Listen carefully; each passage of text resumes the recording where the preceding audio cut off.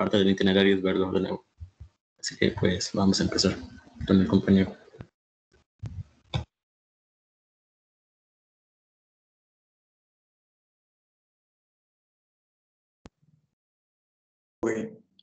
Pues vamos a comenzar viendo los conceptos de eficacia, eficiencia y efectividad, que son conceptos esenciales para entender la medicina basada en la evidencia.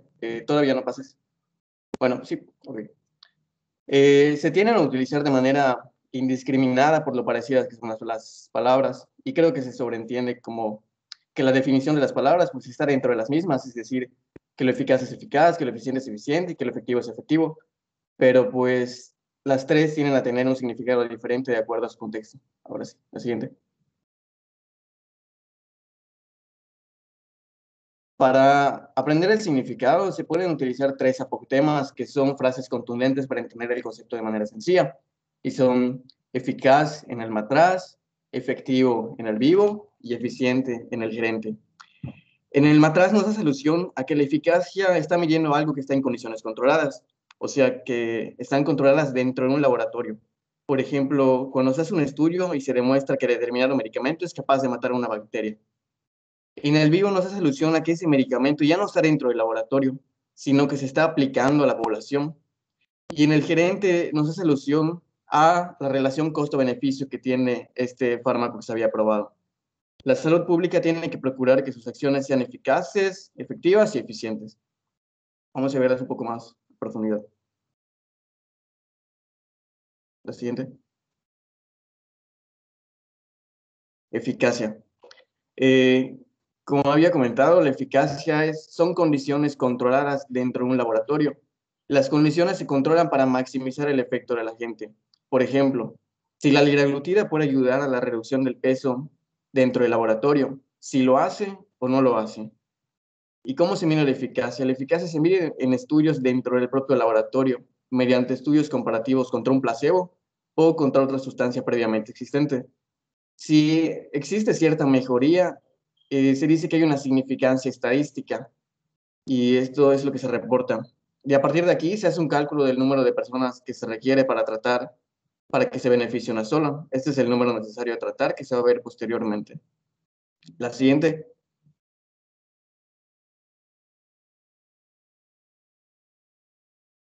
La efectividad.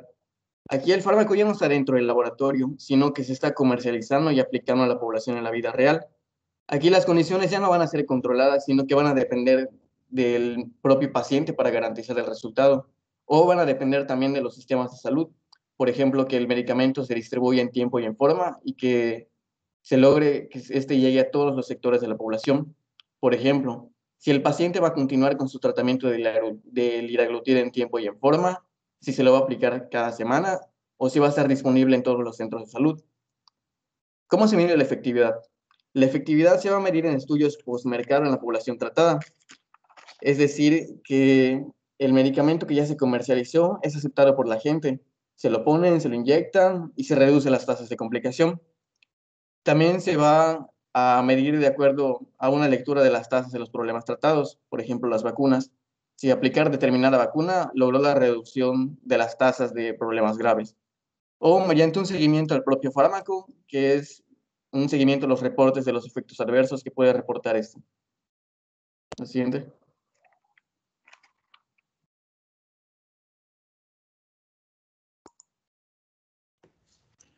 Ok, el último término es eficiencia. Y la eficiencia sería al final la capacidad de lograr el efecto del que se está hablando con el mínimo de recursos posibles o en el menor tiempo posible. Habla de una relación de costo-beneficio entre los distintos tipos de tratamientos o, por ejemplo, de cirugías o diagnósticos. Para empezar, si no hay efectividad de algo que se está tratando, sería inservible y una pérdida de tiempo checar la eficiencia, pues esto ya es llevado a valorar qué tratamiento es mejor. A veces se puede hacer estos exámenes por la presión política y social. Nos daba un ejemplo el libro sobre la educación, sobre la resistencia al abuso de drogas, que aunque ya se comprobó que es inútil, aún así se hizo un estudio de eficiencia para valorarlo. Y un ejemplo podría ser la liraglutida, es 2-3 puntos veces más costosa que la sitaglipida, pero esta es 2.91 veces más, es mejor, tiene un mejor rendimiento a la hora de llevarlo a cabo. La siguiente, por favor. ¿Cómo se mide la eficiencia? Los estudios de evaluación de la eficiencia tienen en cuenta dos tipos de efectos. Va a estar el efecto sobre los recursos, que estos van a ser negativos, pues es un gasto, y los efectos sobre la salud, que es positivos porque nos va a traer un beneficio. Y existen 4 técnicas principales de evaluación económica que examinan tanto los costos como las consecuencias de las intervenciones sanitarias. El primero sería un análisis costo-beneficio, que es como el más completo, pero a la vez es el más difícil de realizar en la práctica, ya que se necesita asignar valores monetarios a ciertos intangibles que se presentan en el ámbito sanitario. El análisis costo-efectividad se comparan los costos de 2 o más tecnologías medidas en términos monetarios con sus consecuencias.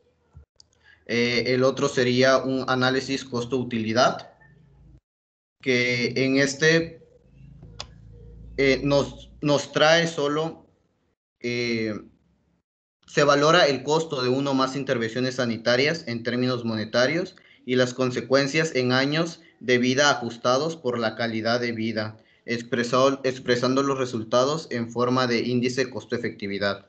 Y al final está el análisis de minimización de costos, que simplemente evalúa la relación de dos o más alternativas en la que la efectividad es la misma.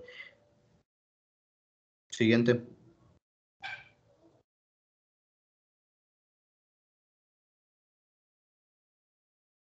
Okay. Antes de entrar a este tema, diferencia entre efectividad y eficiencia, o eficiencia y efectividad. Regresen las diapositivas, por favor.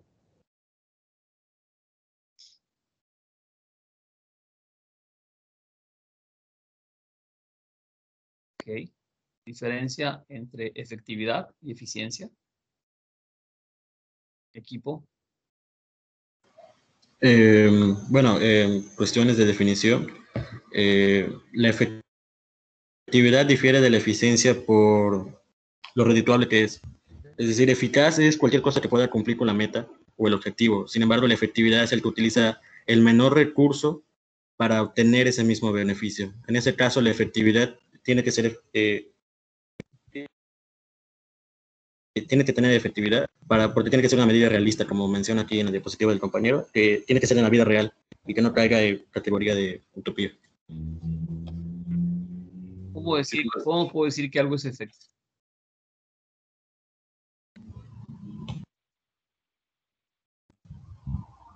No le escuché. ¿Cómo puedo decir que algo es efectivo? Porque, claro, mediante... bueno, responde compañero. Porque se dice que es efectivo porque logra el objetivo para el que fue creado, pero ya dentro de la propia población. A ver, ok. ¿Y cómo puedo decir que es eficiente? Eficiente. Eficiente es si además de esto lo logra, tiene un mayor beneficio que el costo, independientemente si el costo es de producción o si el costo es por sobre los efectos secundarios que este puede generar. Muy bien. ¿Queda claro eso para el grupo? ¿Sí? Eficiente y efectivo. Yo puedo ser efectivo, ¿sí?, realizando una acción. La voy a realizar porque soy muy efectivo. Pero al hacer esa acción, ¿ok?, puedo tener costos altos, repercusiones altas, pero ya realicé la acción. Y puedo ser eficiente si realizo la acción al menor costo, en el menor tiempo y con los menores daños. ¿Es correcto, equipo? Sí, doctor, es por el coeficiente costo-beneficio. Bien, entonces sí queda claro eficiencia y efectividad. Sí, doctor. Sí, doctor. Bueno, ok, muy pendientes de esto porque forma parte del uso rutinario de definiciones. ¿De acuerdo? Muy bien. Seguimos, por favor.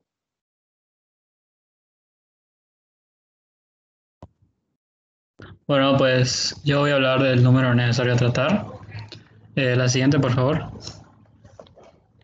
Bueno, ¿qué es?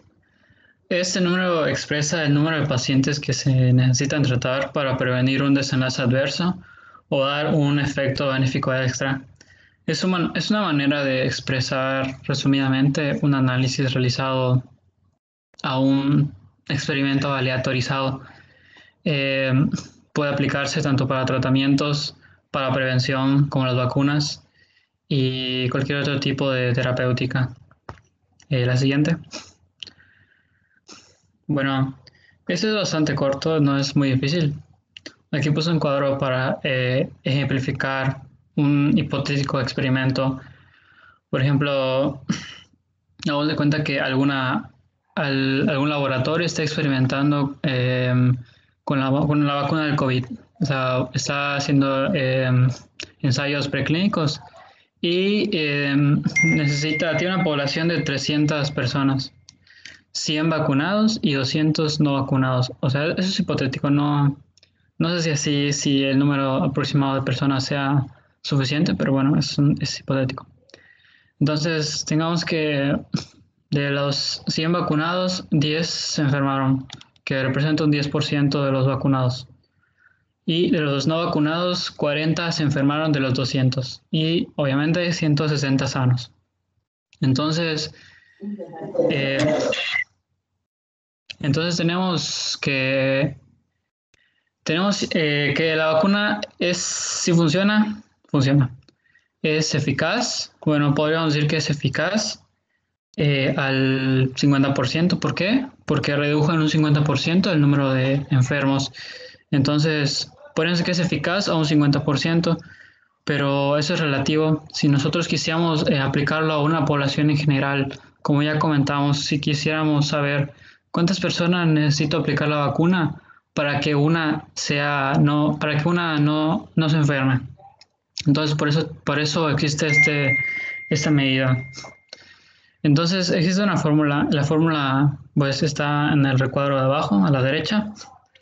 Esa fórmula es 1 sobre la tasa del grupo no tratado, que sería el 10% o 0.1, menos la tasa en el grupo tratado, que es 0.2, o sea, el 20%. Bueno, resolviendo esta fórmula, tenemos que el resultado es 10. O sea, es decir, que por cada 10 personas que vacunemos, una no se va a enfermar. Una va a ser ya efectivamente tratada. Entonces, esta vacuna puede tener la eficacia del 50%, pero su número necesario a tratar es 10. Entonces, este número nos sirve para cuando nosotros le damos un artículo, alguna investigación, el ver este número nos va a servir para darnos una idea de qué tan útil es un tratamiento o una vacuna, cualquier método que se utilice para dar terapia a un paciente. Es decir, nos sirve para saber qué tan efectivo puede ser y qué tan probable es obtener los resultados que esperamos. Y bueno, eso es todo. Repite. ¿Perdón? ¿Cuál es el significado? El significado del NNT. Así es. Bueno, ¿Qué te implica? pues significa el número de personas que necesitamos tratar para que una persona pues sea tratada efectivamente ya sea la vacuna, ya sea el fármaco Por ejemplo, el de este cuadro de ese experimento de las vacunas, nosotros necesitamos vacunar a 10 personas para que una no se enferme. Es decir, el número necesario de tratar de esta vacuna es de 10. Por cada 10 personas que vacunemos, estadísticamente una no se va a enfermar. O sea, imagínense lo que significa esto. Porque de cada 10 vacunados, uno no se va a enfermar. ¿Sí? ¿La vacuna es efectiva?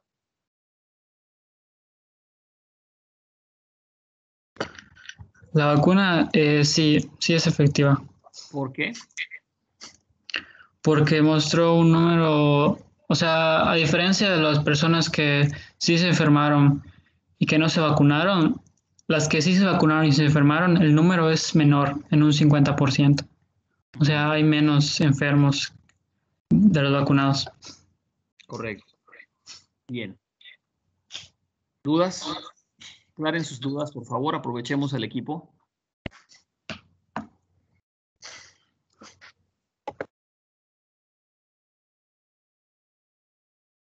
El número necesario a tratar es un indicador, ¿de acuerdo? Que nos permite ver a cuántas personas necesitamos tener como sujetos de estudio para poder valorar, ¿sí?, una intervención y catalogarla como efectiva. ¿Es correcto, grupo? ¿Es correcto, equipo? Sí, doctor. Ok. Sí, doctor. Entonces, el 10, ¿qué significa en este caso, en este ejemplo? Que necesitamos cuántas personas por cada vacunado. ¿Qué significa?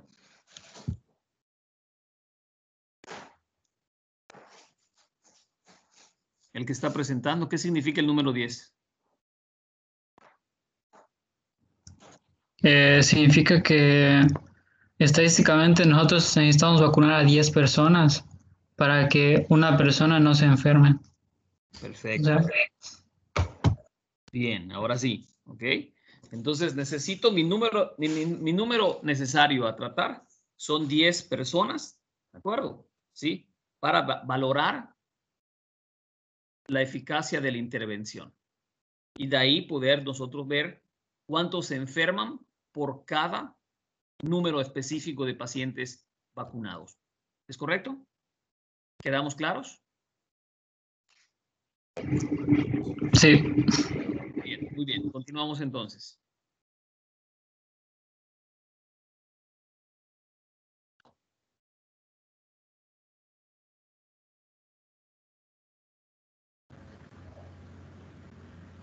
¿Me escucho? Sí, muy bien. Ok, pues esto, el diseño del ensayo clínico controlado fue lo que pues nos expusieron los compañeros en la clase pasada, pero también estaba dentro de nuestro objetivo en el plan de estudio, entonces por eso lo incluimos. Va a ser como un repaso porque pues ya lo comentamos la clase pasada, pero pues... Bien. Excelente que se repase, por favor. Bueno.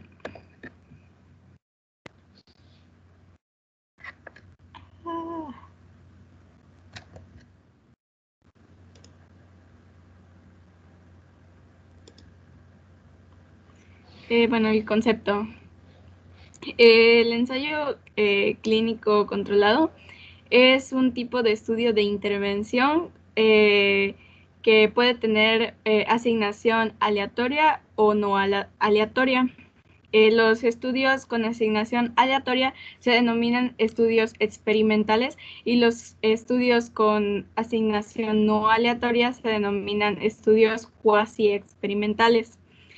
Todos los estudios de intervención se pueden catalogar como estudios de cohorte prospectivos, ya que desde el principio la exposición que va a ser, ya sea la intervención, el medicamento, el tratamiento, empieza a estudiarse pues desde su comienzo.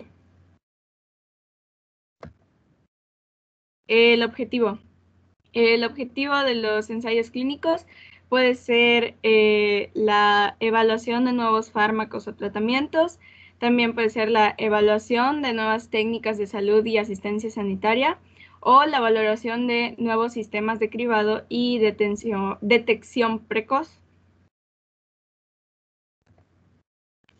Bueno, la clasificación de los, esto es clasificación de los de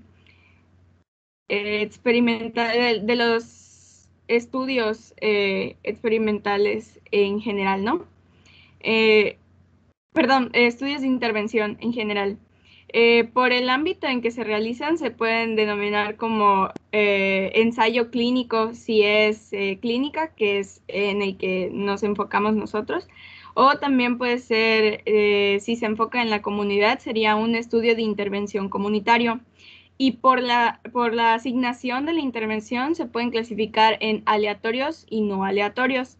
Como ya comenté, aleatorios son experimentales, no aleatorios son cuasi experimentales. En los aleatorios el diseño puede ser paralelo, cruzado o igual el Gordis comenta el diseño factorial.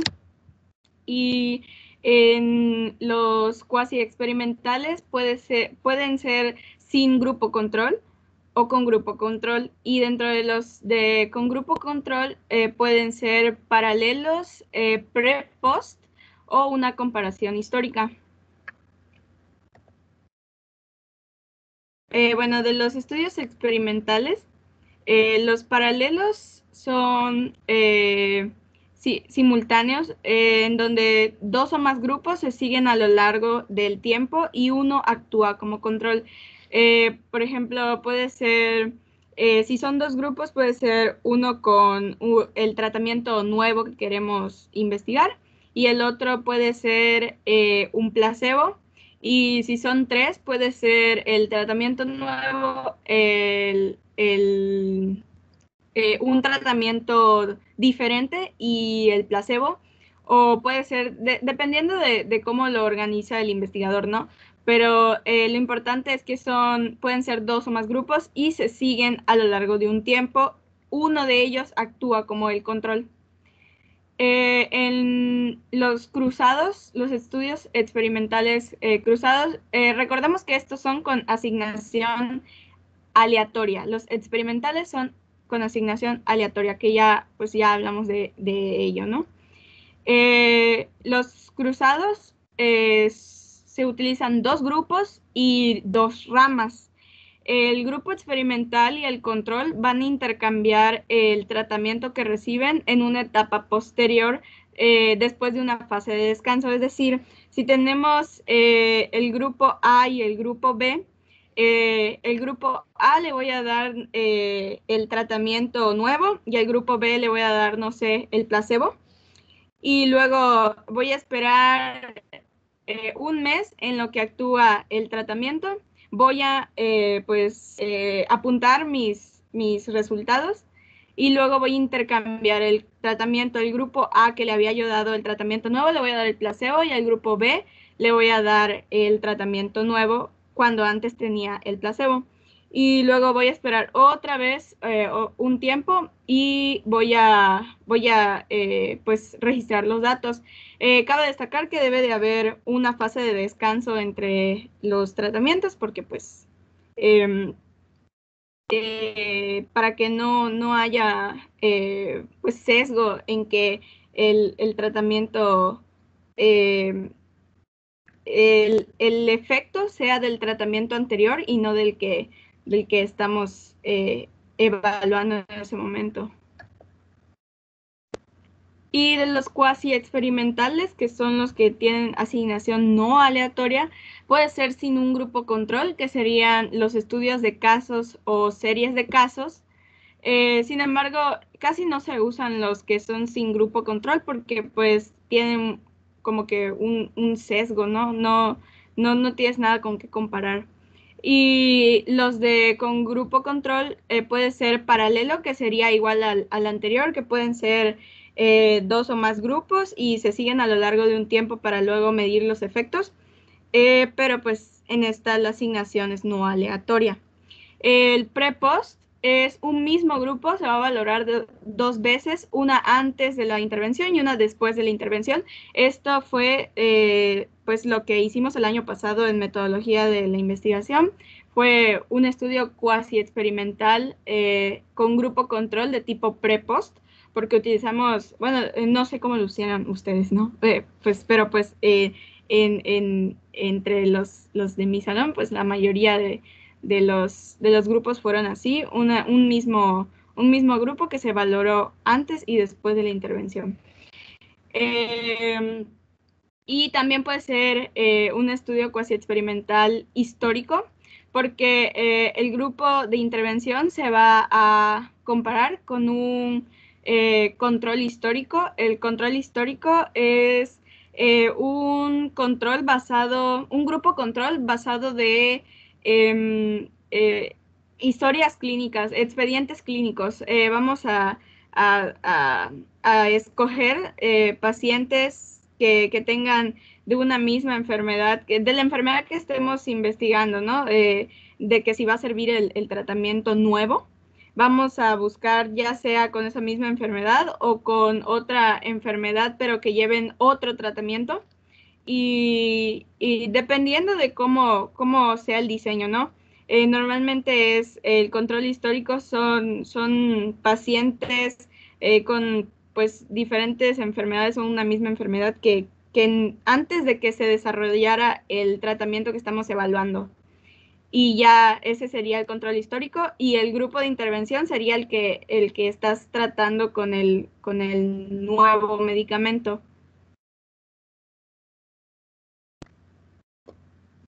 Y pues eso es todo de mi parte. Ahora, ya habíamos visto esto igual la clase pasada, hablando sobre el cegamiento, o también conocido como enmascaramiento. Es el proceso de ocultamiento o cubrir la información a alguno o varios de los protagonistas de un estudio. ¿Cuál es la importancia de esto? Muchas veces factores psicológicos como el entusiasmo o la predisposición antes de comenzar un estudio pueden entrar en juego y suscitar una respuesta positiva, aunque el tratamiento por sí mismo no haya producido ningún efecto biológico o algún clínico. Cada vez que nosotros nos enfrentamos a un estudio, se presentan ideas preconcebidas y sesgos de manera consciente o inconsciente que pueden afectar los resultados de dicho estudio. La siguiente. Y ya lo vimos igual, hay 4 tipos de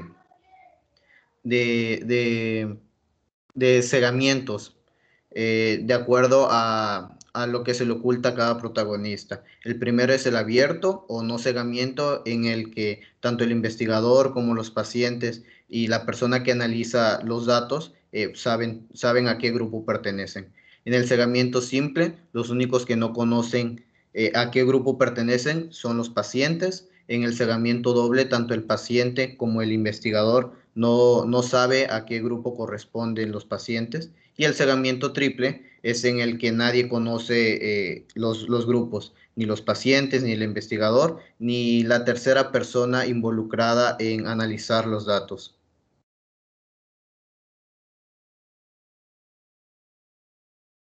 La siguiente.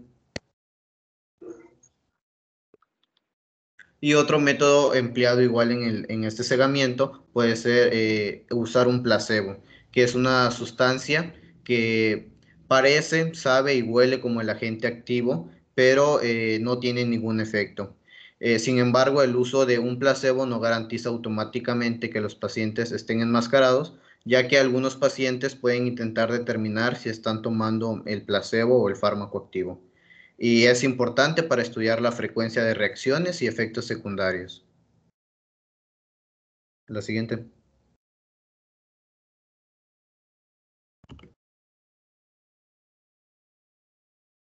Bueno, ahorita voy a hablar sobre la asignación. ¿Pueden cambiar la diapo, por favor? Ok. Y acá pues solo te hace una reflexión sobre que no se puede hacer un estudio pues si no hay una comparación, por lo tanto se necesita primeramente asignar, y pues dice que son importantes las comparaciones para que se pueda extraer de esas comparaciones una inferencia de la causa.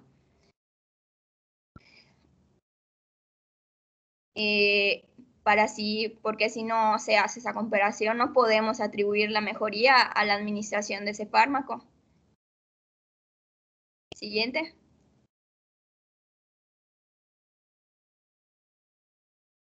Bueno, vamos a ver la asignación de sujetos a grupos de tratamiento sin aleatorización, y luego vamos a ver con aleatorización.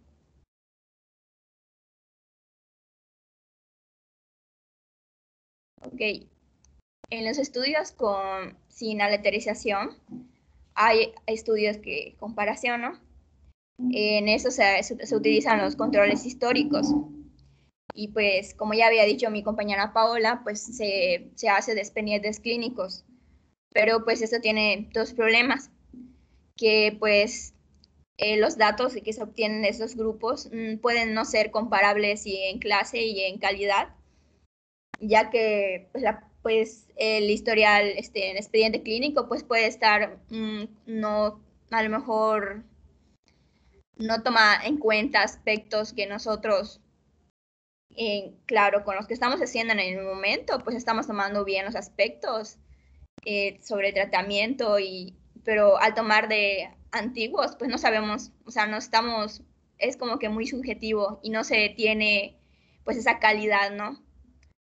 Y el segundo problema es que pues como pues las cosas cambian a lo largo del tiempo, pueden haber cambios seculares, que es, por ejemplo, la calidad de vida, entre otras cosas, la alimentación, y que aparte de los cambios del tratamiento. Y pues esto puede afectar, estos dos puntos pueden afectar en el resultado.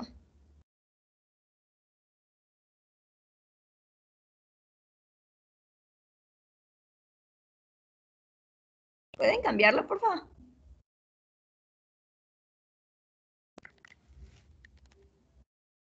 Ok, ahorita son los controles simultáneos no aleatorizados.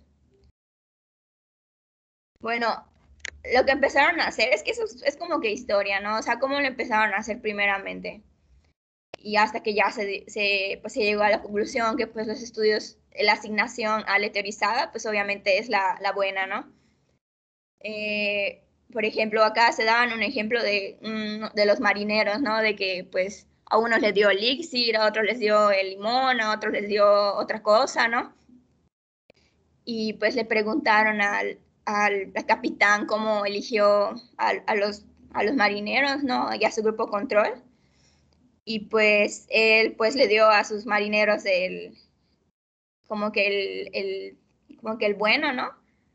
Y a los otros les dio bueno, el punto es que se fueron haciendo diferentes formas, ¿no? Que por ejemplo, que los que consultaron el día impar, pues se les daba el tratamiento A, y los que los consultaban el día par, se les daba el tratamiento B. Pero el problema es que el médico y el que aplica pues tiende a caer en la sugestión, a lo mejor inconscientemente, y pues él se puede a lo mejor pues sesgar, ¿no? Caer en un sesgo y empeñarse más con los pacientes. ¿Me puede dar la siguiente, por favor?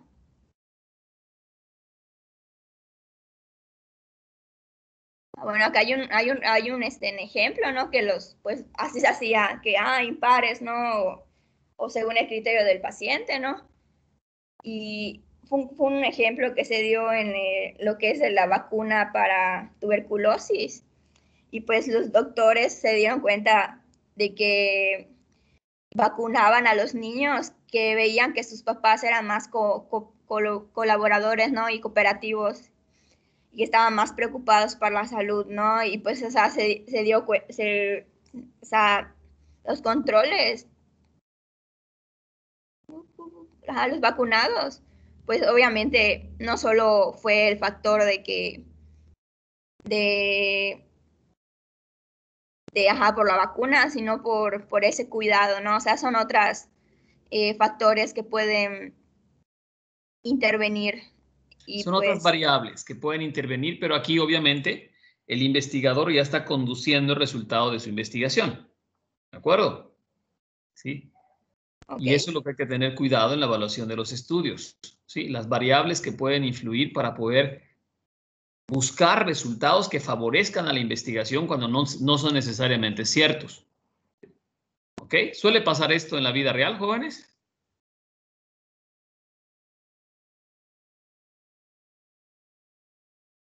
Hola. ¿Podría repetir la pregunta? A ver, ¿suele pasar en la vida real que algún investigador para probar su intervención pueda conducir a resultados favorables, ¿sí? Esa investigación. Sí. Yo creo que sí. Ok, perfecto. Para que no se me pierdan, ¿sí? Tienen que tienen que tener muy claro que tú como investigador, cuando diseñas un estudio, puedes conducir tus resultados, ¿sí? Y hay que tener mucho cuidado con eso. Por eso existe la aleatorización, ¿sí? Y existen todos los demás mecanismos de estadística y de inferencia epidemiológica y de diseño de estudios para poder evitar este tipo de sesgos. Muy bien. Sigue, compañera. Ok, ¿me puede dar la siguiente diapositiva, por favor?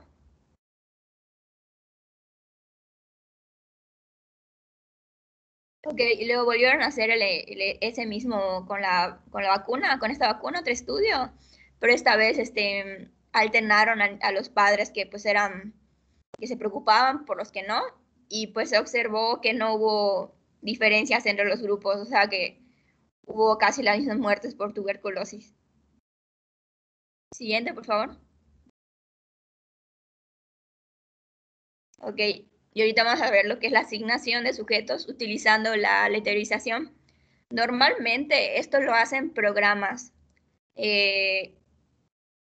pero pues ahorita lo voy a explicar una forma que decía el libro, es una forma pues manual que se puede utilizar para apoyarte cuando no son los medios digitales y cuando no tengas alcance de ellos, y para apoyarte aparte de ellos, ¿no?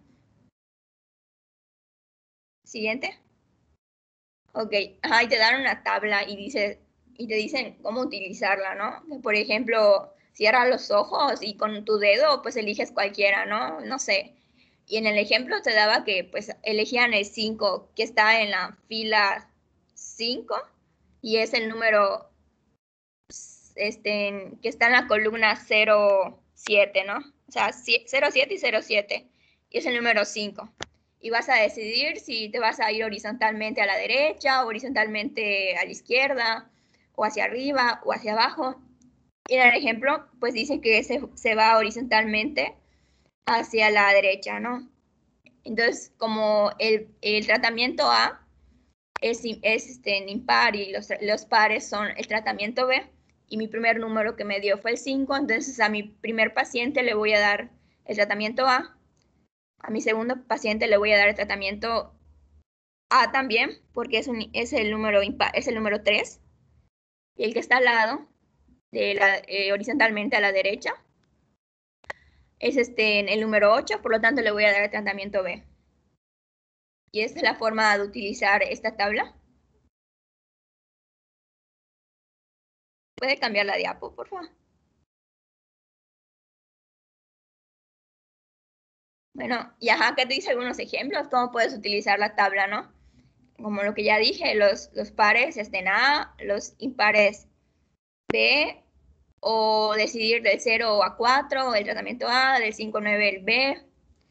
Eso es en caso de 2 grupos. En caso de 3 grupos, pues podemos designar del 1 al 3A, 4 a 6B y de 7 a 9C, y el 0 pues se ignora, ¿no?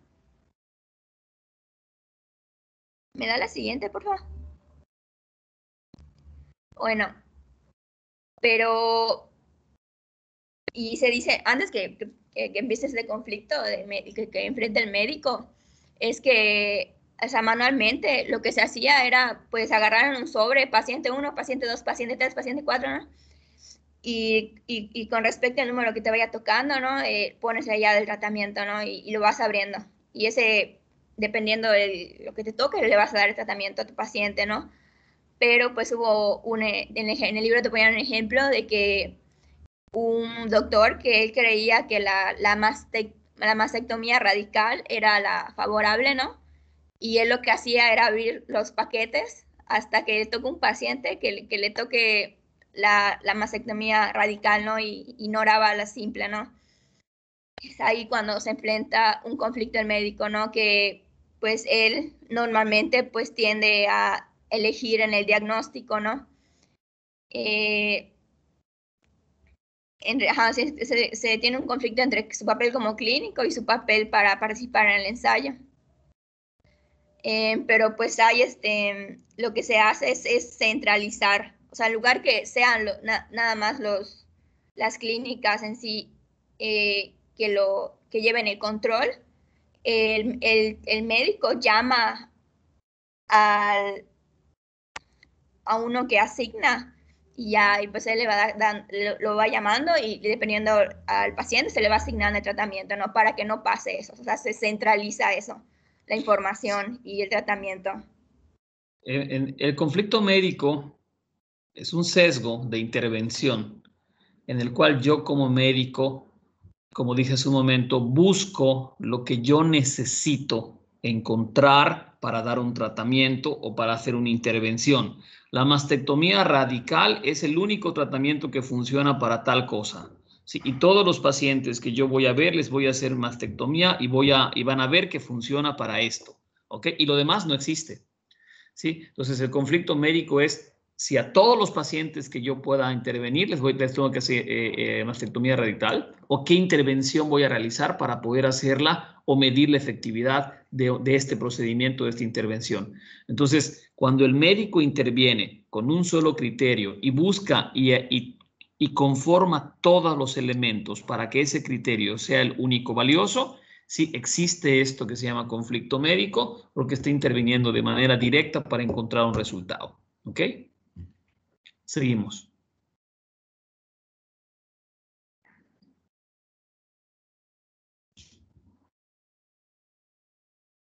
Bueno, y acá te muestran un estudio aleatorizado frente a otro no aleatorizado, o sea que la asignación es aleatoria y unas que no. Y pues era las personas sin arritmia y con arritmia, ¿qué enfermedad era? Creo que era de enfermedad coronaria crónica, si no me equivoco. Claro, es una enfermedad cardíaca. Y las personas que tenían arritmia, pues acá no se aleatorizó. Y pues acá, pues si se fijas, donde dice no intervención, hubo 500 personas que tenían arritmia y 500 que no. Por lo tanto, la mortalidad fue mayor, pero fue mayor más que nada porque no tanto por el tratamiento, sino por la tasa de arritmia. Y de nuevo muchas muertes, pues fue porque fueron pocas personas con arritmia, ¿no? Y ya en el estudio aleatorizado, pues tiene la tendencia pues a repartir bien en las personas, ¿no? Y los grupos y bueno, eso está en la siguiente diapositiva. Bueno, y en el que sí se ve que tuvo la misma tasa de letalidad, ¿no? Con solo aleatorizarlo.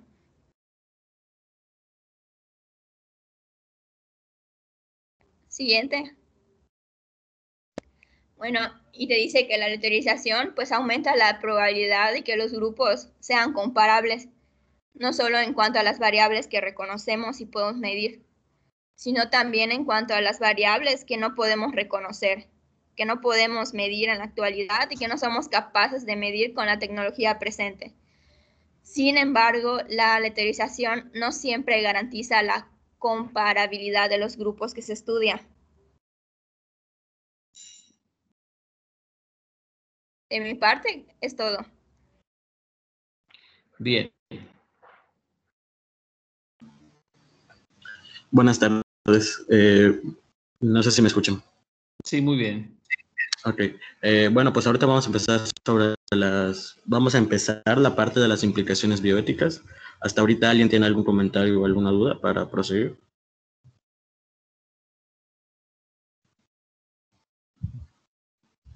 Bueno, pues empezando con las implicaciones bioéticas.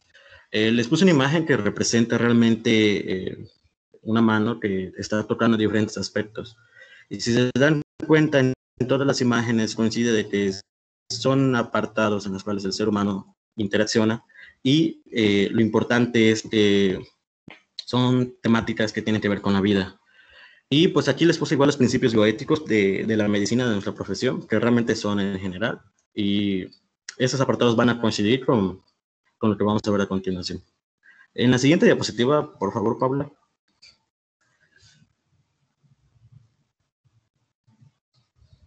Bien, está en prosa, pero realmente es lo que vamos a estar comentando. La ética y la bioética. Para definir qué es la bioética, pues sabemos que es una palabra compuesta que viene de la ética y de la vida. Por lo tanto, es la ética que estudia los apartados que tengan que ver con la vida.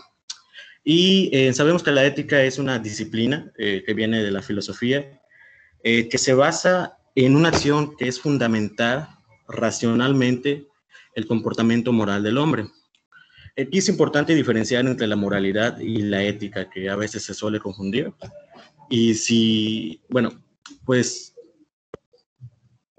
diferenciándolos correctamente, la moral es todo el comportamiento que se considera correcto en una sociedad. Es decir, el ser humano en sociedad tiene ciertos comportamientos, ciertas conductas, ciertos principios, creencias, es lo que su cultura representa, que gira en torno al bien y al mal.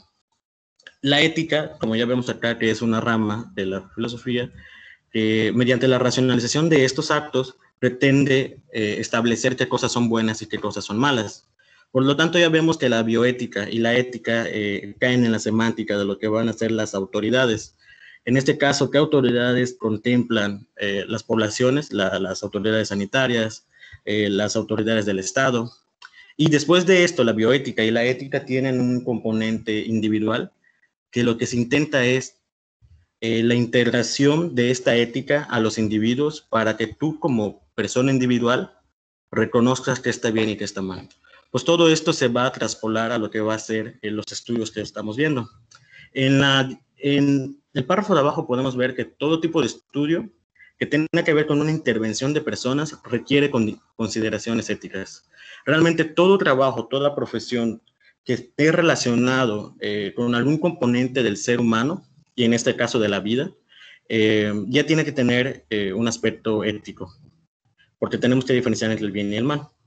Los estudios de evaluación de programas que utilizan diseños aleatorizados requieren consideraciones importantes. Mi compañera Tala ya mencionaba que la aleatorización permitía una representatividad más correcta sobre la población. Y vamos a ver que en los diferentes aspectos de lo que va a ser un estudio, tenemos ciertas etapas en las que nosotros podemos implementar la bioética. En la siguiente diapositiva.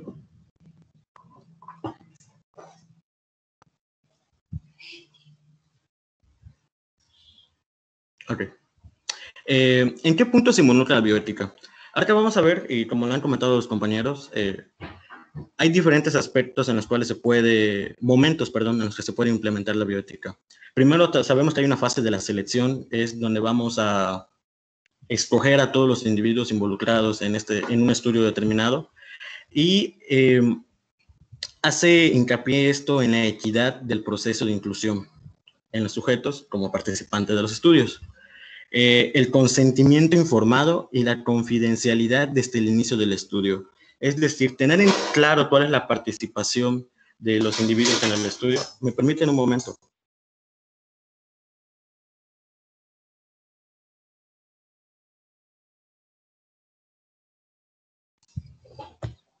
Disculpen, ya volví. En esta fase de la selección nosotros tenemos que tener claro cuáles son las condiciones a tratar para que todos los individuos conozcan en qué están implicados. Y recordando el aspecto de la aleatoriedad es para tener una mayor representatividad. ¿Por qué? Por el impacto que va a tener un estudio. ¿Para qué hacemos un estudio, en este caso experimental, que es lo que estamos tratando? Porque se supone que los resultados arrojados por esto van a servir para una implementación, o en este caso que estamos viendo, para una política de salud pública, que mayormente para eso se hacen esos estudios, para modificar ciertas leyes, como por ejemplo las guías de práctica clínica, que nosotros sabemos que ya son pautas establecidas sobre ciertos tratamientos, pero si mediante el desarrollo de nuevas tecnologías nosotros encontramos que un medicamento es mejor, nosotros tenemos que comparar ese nuevo paradigma con el ya establecido, y es por eso que se hacen esos experimentos. ¿Qué te quiere decir esto? Que realmente estamos trabajando con una potencialidad para mejorar el bienestar y la salud de las personas. Y desde que tenemos que definir esto como tal, ya tiene que incluir la ética en todo esto. Por ello es que si nosotros tenemos sesgo en seleccionar individuos, no podríamos asegurar que los resultados positivos engloben a toda la población. En una población conocida como Estados Unidos, que tiene una diversidad poblacional, genética incluso, y cultural muy amplia. Sabemos que hay poblaciones de caucásicos, poblaciones de afroamericanos, descendientes afroamericanos. Por lo tanto, si un ejemplo hipotético, tú incluyes en un estudio solo a los que son la raza caucásica, realmente la potencialidad de beneficio de ese estudio solo estaría incluido en las bases genéticas de esa población. Por lo tanto, si tú quieres implementar esas nuevas leyes y políticas a toda la población, no podríamos asegurar que el beneficio también incluya a los afrodescendientes. Ese es como un ejemplo. También tenemos en la fase de asignación, que es la intervención y el desarrollo de todo este estudio, tenemos que tener en cuenta la privación de beneficios de los programas en el grupo que sirve como control. Mi compañera Paula mencionaba que se dividían en dos grupos, uno que es control, que es el que realmente no recibe el nuevo tratamiento, recibe un tratamiento placebo, y el del nuevo tratamiento. También se entiende de que ambas poblaciones de cierta manera tendrían cierto interés por ver el desarrollo de esa nueva tecnología. Un ejemplo es un nuevo tratamiento sobre un tipo de cáncer. Por lo tanto, los implementados en ese estudio tendrían que ser personas que padezcan cáncer. ¿Qué pasaría con el grupo control que no tendría los beneficios hipotéticos de un nuevo medicamento? Pues que ese grupo control realmente pues no mejoraría, ¿no?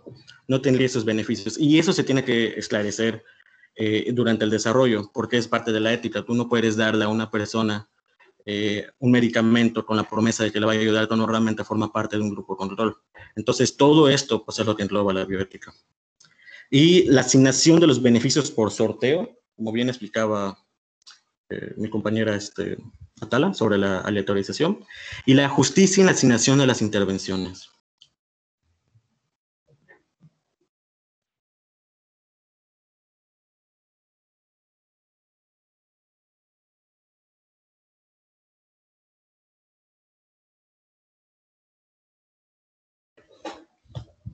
Ya, disculpen, es que pues, mi mascota entró y estaba tirando cosas.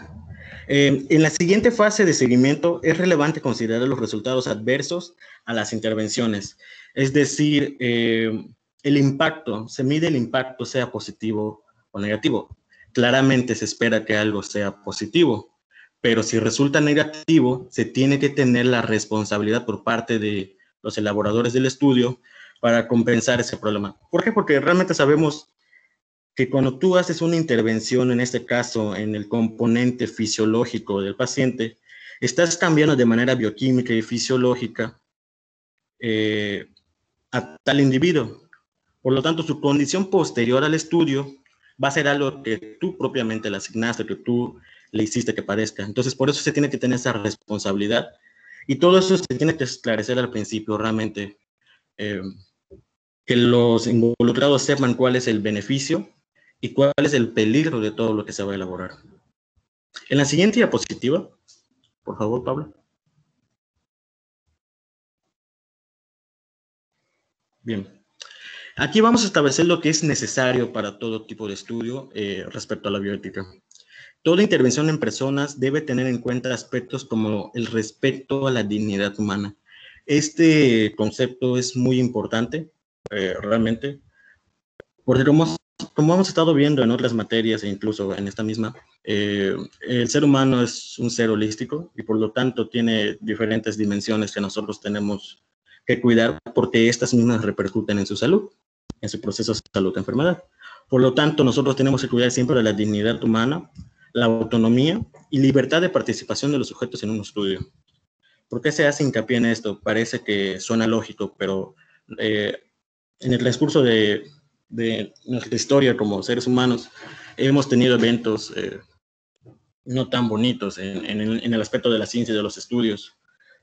Un ejemplo es la Segunda Guerra Mundial, que realmente, si bien trajo muchos beneficios en el campo médico, todo eso fue a un costo ético, se podría decir hasta moral, terrible, con el experimento forzado pues de la gente que sufrió, ¿no? Que en este caso es la población judía. Por lo tanto, todo esto se tiene que medir. Y de la misma manera se debe garantizar la justicia y equidad, la responsabilidad es muy importante de los investigadores, en la minimización, eliminación o atenuación del daño bajo cualquier circunstancia.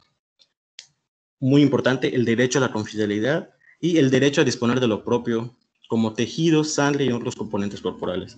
He aquí la razón, por lo tanto, que si bien el ser humano pues, es un organismo como tal, también sus partes individuales, como lo que son los aspectos de tejido, de órgano, también la persona tiene derecho a disponer de ellas. Es por eso que no se puede obligar a una persona a donar sangre o que la donación de órganos sea obligatoria después de la muerte, pues es por eso que no se hace. Entonces, todo eso se tiene que tener en cuenta.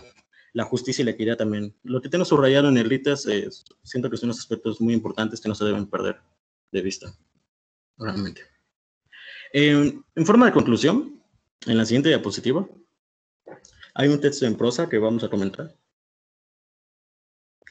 Bien, es importante tener en cuenta la legislación. ¿Por qué la legislación? Como sabemos que todo esto, detrás de todo esto hay autoridades sanitarias, en este caso nosotros tenemos la Secretaría de Salud, e incluso todas estas investigaciones que se utilizan y son pagadas, sí en el sector privado, pero también en el sector del Estado, pues realmente siempre van a haber leyes que van a tirar a lo legislativo y a lo jurídico, de tal manera de que no, si nosotros nos salimos de estos márgenes establecidos legales y bioéticos, los investigadores tendrían consecuencias legales. Es por ello que hay que prestar bastante atención. De hecho, hay una legislación al tema bastante extensa, que incluso ya no incluye solo a los seres humanos. Este componente de la bioética ya está abarcando a los animales, que son los derechos de los animales ante los experimentos, disminuir el maltrato animal, de si vas a hacer experimentos con animales que sea en los ambientes adecuados. Todo esto ya está establecido y de hecho hay apartados de la deontología que hablan de esto. Las evaluaciones del impacto con diseños experimentales son útiles para la toma de decisiones en salud pública. Esto es importante, como mencionamos, porque lo que se concluya de esto va a repercutir en un impacto a nivel poblacional y mayor. Por razones obvias, nosotros no podemos hacer experimentos en toda la población mexicana, por eso nosotros seleccionamos un pequeño grupo de estudio y suponemos que, siguiendo todos los aspectos que ya vimos ahorita, que la aleatorización y todos los estándares, esa muestra es representativa para toda la población. Por lo tanto, de ahí repercute la importancia que es que todo esto se utiliza para salud pública.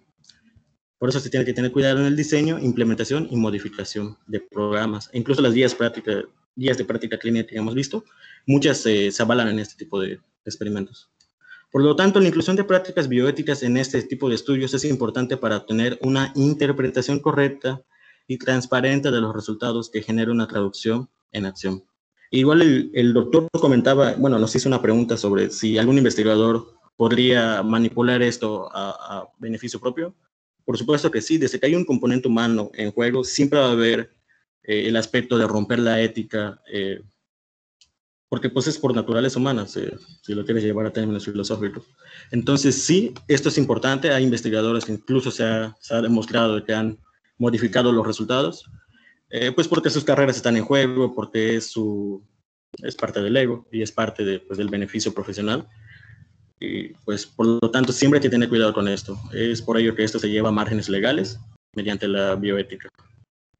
Pues considero que de mi parte sería todo en este apartado. Si alguien tiene alguna duda o algún comentario, pues adelante. Gracias.